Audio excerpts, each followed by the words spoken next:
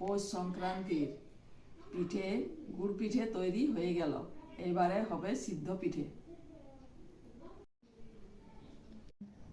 সিদ্ধ পিঠা করব, তার জন্য সিদ্ধ চালের গুঁড়ি পিষিয়ে নিয়েছি, ফুটন্ত জলে মেখে নিয়েছি।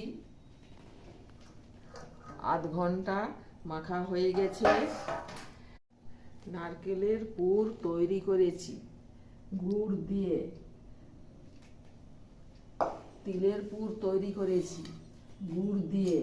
তিল খেতে হয়, সব গুড় দিয়ে তৈরি করতে হয়।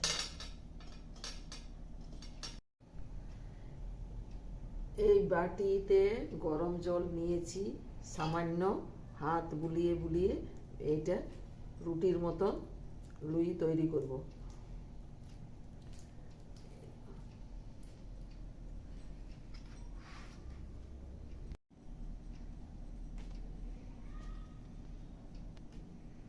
এই যে বাটি তৈরি হয়ে গেল, পুর দিচ্ছি।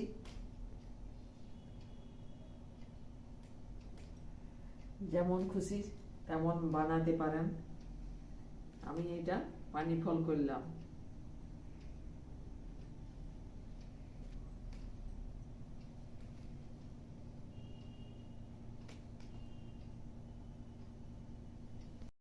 এইটা করব গুজিয়া। গুজিয়া যেমন করে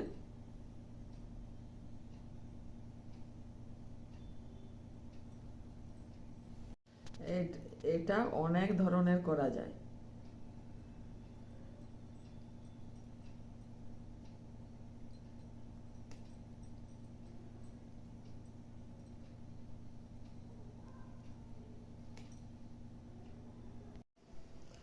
দেখুন এইভাবে সবগুলি তৈরি করে নিয়েছি। হাঁড়িতে জল দিয়েছি, জল ফুটে গেছে, এইটাতে করে নিব।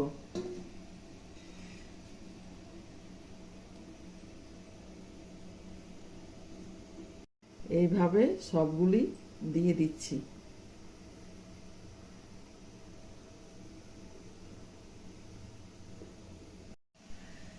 ঢাকা দিয়ে দিচ্ছি, আধ ঘন্টা লাগবে। আধ ঘন্টা হয়ে গেছে।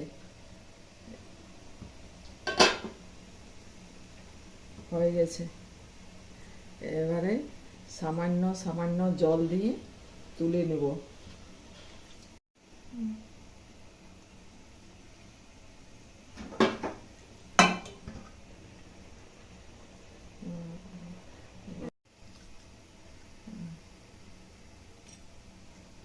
এইভাবে সবগুলি তুলে নিচ্ছি।